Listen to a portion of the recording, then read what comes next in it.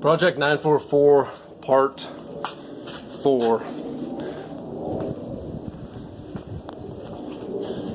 In the last video I showed how to remove your reference sensors by making your own tool that I call the vice grip slide hammer. I wanted to go over a couple post-start issues that I had on the car. Number one being it was smoking from an oil leak, which the oil was dripping down here in the vicinity of the headers, or the exhaust manifold as at the time. I've since upgraded to some headers. Couldn't exactly tell where the oil was coming from. It might have been coming from the head gasket, I wasn't sure, but the easiest and most likely spot that I figured out after doing some research was this rear cam tower seal. It's in here behind that. There's a little cork seal, $5 part. You can take that bracket off. There's just 3 bolts and stick a new one on there, and that solved the oil leak and the smoking. And the other problem I had was overheating problem, because the coolant was leaking out, and I discovered that the coolant was leaking from the heater control valve, which is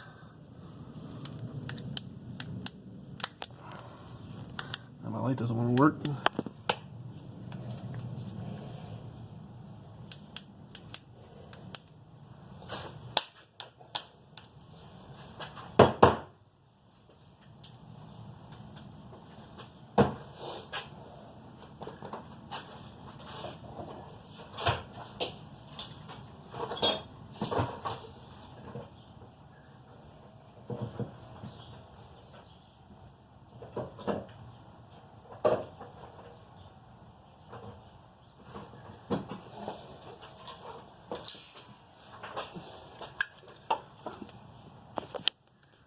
The heater control valve is right there, so that thing was cracked and the coolant was leaking out, and I didn't even know what that part was, but I got online to 944 online, and they have the entire car schematics on there with all the parts listed out.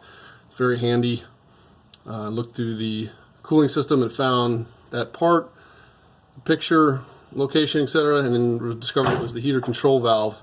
So I ordered the part. It was $45. I got it put on, and then that stopped the leak. I still had an overheating problem, but that was because it took a minute to get the system bled properly. These systems, if there's a little bit of air in there at all, they still overheat. So there's a bleed screw right here that you crack that open, you start the car, run it. It helps if you jack up the front of the car a little bit and make sure you got plenty of fluid in your reservoir, and then eventually you can get the system bled. And once I did that, I haven't had a problem with overheating at all. The needle never even comes up to halfway mark, so the amount of air in your system makes a big difference. So I finally had the car running, not smoking, not overheating, and was able to take it around the block for the first time after owning it for almost 2 years. And it was a pretty fun car to drive. All the information I had heard about it being good handling and all that. It's not the fastest car in the world, but it is really fun. And then after I got it running, I proceeded to take the entire thing apart again.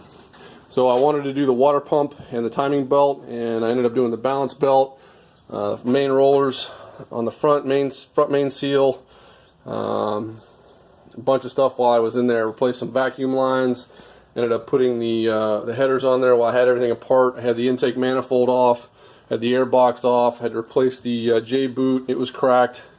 Fuel rail obviously comes off for all that. So basically all the top of the engine.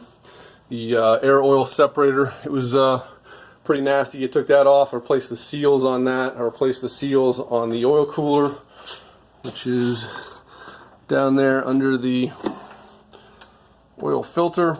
It's actually easier to see from the bottom. It's kind of there behind the between the block and the water tube. So I got all the main stuff done, all the common replacement item stuff for the car that was sitting for a couple years. I didn't know when any of that had been done, and yeah, put it all back together and runs great now.